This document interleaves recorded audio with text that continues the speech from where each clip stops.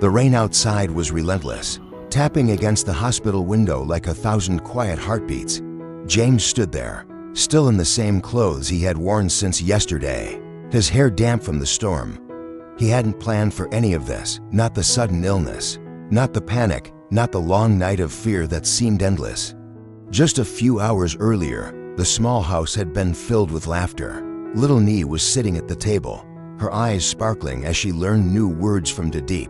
"What animal is this?" Diep asked softly, her voice warm and patient. "A squirrel," the little girl answered proudly. They both laughed.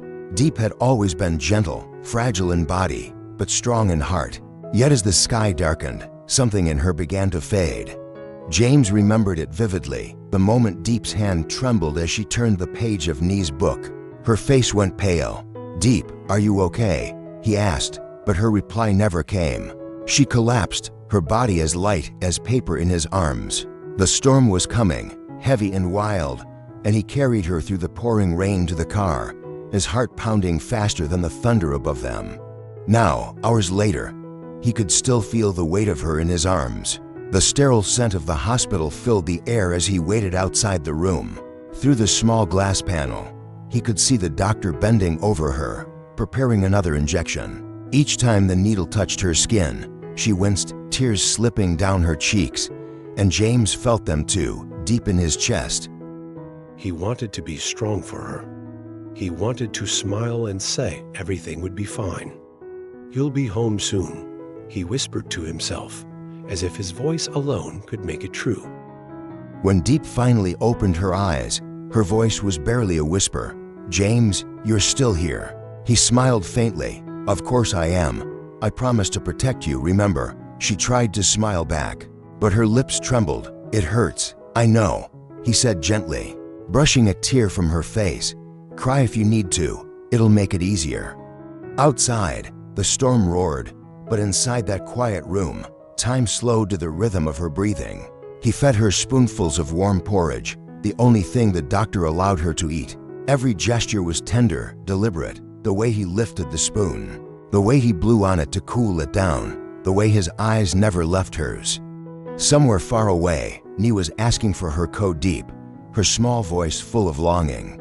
James had called home earlier, and when Nee's face appeared on the screen, Diep's tired eyes lit up for the first time that day. "I'll come home soon," she told the child, her voice breaking. "I'll come home to you." But James knew she wasn't ready yet.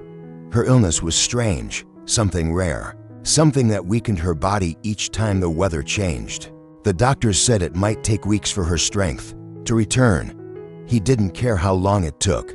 He would stay, he would wait. As night fell, he pulled a chair close to her bed. She was sleeping now, her hand resting in his. The machines hummed softly beside them. James leaned back, his eyes heavy, whispering into the dark, "You're safe now, Diep. I'm here. I'll always be here." But outside the window, the storm was still raging, as if fate itself was reminding him that promises are easy to make and harder to keep. Morning came quietly, wrapped in a soft gray mist that hung over the hospital courtyard. The storm had passed, but the world outside still smelled of rain and wet earth. James hadn't slept much. His eyes were tired, yet calm, as if he had made peace with the long hours of waiting. Diep was still resting, her breathing steady but shallow. Her face, once pale and fragile, had regained a faint glow. When the doctor came in to check her pulse, James rose immediately. "How is she?" he asked, his voice low, almost afraid to break the silence. "She's getting better," the doctor replied. "But she must avoid stress, and she needs to eat more, little by little. Her condition is sensitive. You must watch her closely." James nodded. "I will." When Diep opened her eyes, sunlight slipped through the curtain, touching her face gently. "The storm is over," she whispered. "Yes," James said, smiling. "And you're safe." She looked around, confused for a moment. Then her gaze fell on the small bowl of porridge on the table beside her bed. "You made that, of course," he said. "The same as yesterday, plain rice with roasted peanuts." "Doctor's orders." Diep laughed softly, a fragile sound that warmed the cold hospital air. "You really know how to make a girl feel spoiled." James leaned closer, teasing. "Spoiled. You call this spoiled food, not the food, she murmured, the heart behind it. Later that afternoon, James' phone buzzed. It was a video call from home. Little Nee's round face appeared on the screen, her eyes bright. "Shoo, James, code Diep," she shouted. "I miss you." Diep's eyes softened. "Nee, my sweet girl," she said, her voice trembling. "Are you being good?" "For Grandma, yes, but I miss you so much. When are you coming home?" James held the phone so Diep could see better. "Soon, little one," he said gently. "Code Diep is getting better. Really, you're not sick anymore. Code Diep." Diep smiled. "Almost. When I'm all better, I'll come back and read you stories again. Promise, promise." After the call ended, Diep wiped the corner of her eyes. "She's growing so fast," she said. "Every day, she learns something new." James placed his hand over hers. "She misses you. But she's strong, just like you." As the days passed, Diep's condition improved steadily. She could sit up, walk a few steps, even joke with the nurses.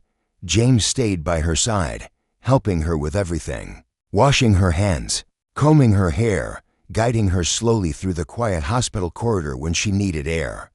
Sometimes, when she was too tired to speak, he would simply sit beside her and tell her stories about their small farm, about the workers finishing the new shed, about how the garden looked after the storm, and she would listen, smiling faintly, eyes half closed, as if his voice itself was the medicine she needed most. One evening, as rain began to fall again, Diep turned to him and said, "You should rest, James. You've been awake for 2 nights. "I'm fine," he replied. "No, you're not," she said softly. "You can't take care of me if you're exhausted." He looked at her for a long moment, then smiled. "I'm not tired when I'm with you." Outside, the rain whispered against the glass, softer this time, not a storm, but a lullaby. And in that quiet moment, James realized how fragile life could be, and how fiercely he loved her. He had promised to protect her forever, and though fate had tested him once again, he would never let go of that promise. The morning she was discharged, the sky was clear for the first time in days. The rain had stopped, leaving the world washed and quiet, as if nature itself wanted to give her a new beginning. James packed her small bag carefully, folding her scarf, tucking the medicine inside, making sure everything was ready before the nurse arrived. "Are you sure you're ready to go home?" he asked gently. Diep smiled, a fragile but radiant smile. "I've been ready since the first day you brought me here." He helped her into the car, his hands steady under her arms, as if she might vanish if he let go. The drive back was slow, winding through roads still wet from the storm. Outside the window, fields of rice swayed gently, their tips glittering with raindrops. For a moment, Diep closed her eyes and breathed deeply. The scent of the countryside, the freedom of her outside hospital walls. When they reached home, the gate creaked open, and a small figure ran out barefoot, shouting, "Code Diep! Code Diep!" It was Nee. Her face was red from excitement, her pigtails bouncing as she threw herself into Diep's arms. Diep knelt down, tears filling her eyes as she hugged the child tightly. "Oh, Nee, I missed you so much," she whispered. "I missed you too. Grandma said you were sick, but now you're better, right?" Diep nodded. "Yes, sweetheart, I'm better now." James watched them from a few steps away, smiling quietly. There was something pure about the way the child clung to Diep, a love untouched by fear or doubt. Inside, the house smelled of warm porridge and clean laundry. Grandma Hyen had prepared everything, soft pillows, boiled water, a gentle meal. "You must be tired," she said kindly. "Eat something first."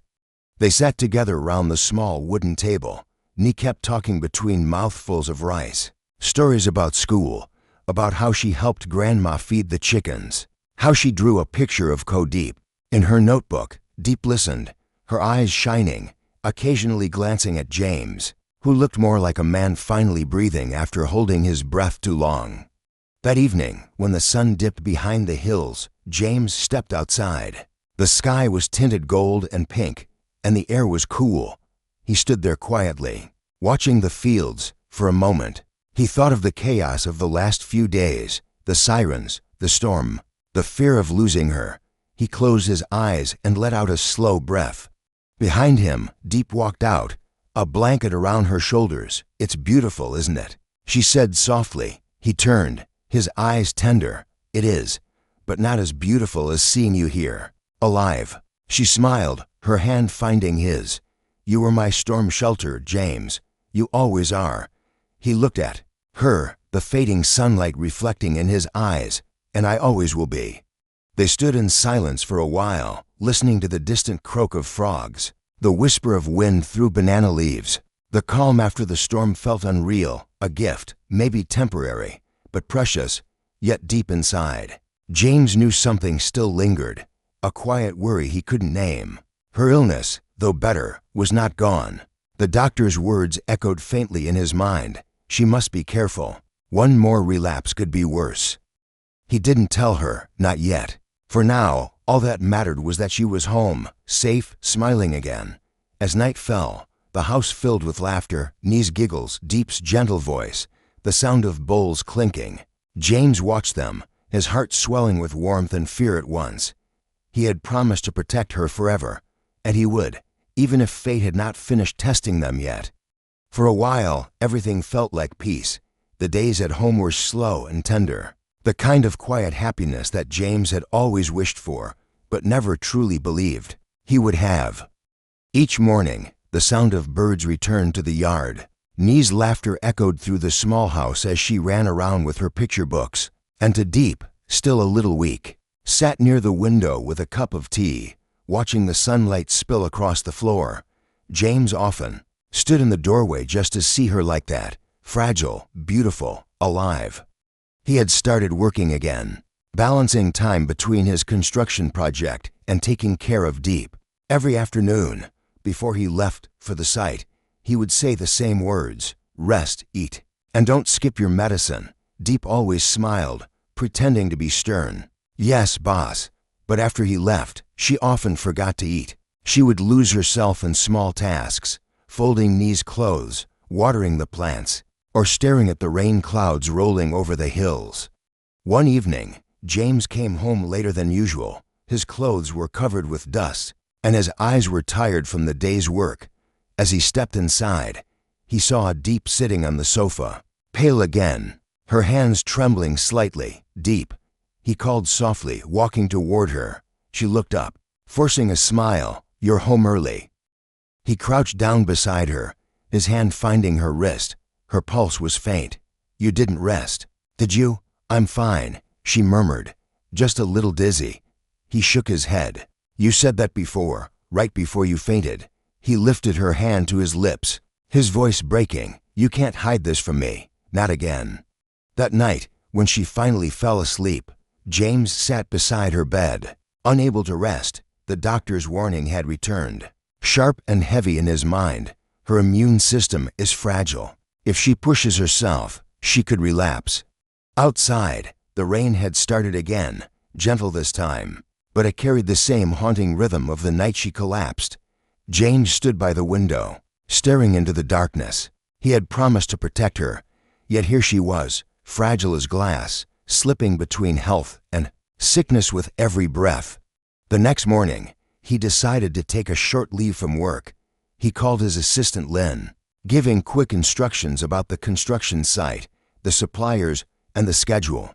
"Handle everything until I return," he said firmly. "Yes, sir," Lynn replied. "But the investors are asking if you're coming back soon. Tell them family comes first," James said, and hung up. When he turned back, he saw Diep standing in the doorway, a blanket around her shoulders. "You're stopping work because of me, aren't you?" He walked toward her, brushing a strand of hair from her face. "Because of us," he corrected. "You're my life, Diep. The company can wait." Her eyes softened, glistening in the morning light. "You always say things that make me cry, then cry," he whispered. "I'll still be here to wipe your tears." Later that day, he took her for a short walk along the path behind their house.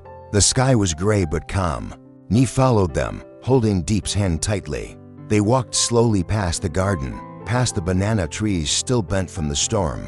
For a brief moment, everything looked perfect. The small family, the quiet laughter, the wind carrying the scent of rain and soil. But as they reached the fence, Diep suddenly stopped. Her face lost its color. Her grip on Nee's hand loosened. Diep, James turned instantly, catching her just as her knees began to give way. Her breathing was shallow again. He lifted her into his arms, panic rising in his chest. "Stay with me," he whispered, his voice trembling. "Please, stay with me." The world around him blurred.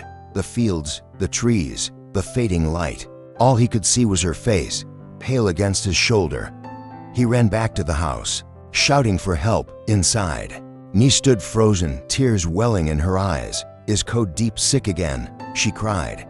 James looked at her, voice breaking. "She's going to be okay, Nee, I promise." But even as he said the words, fear twisted inside him. The promise he made, to protect her forever, was once again being tested by fate.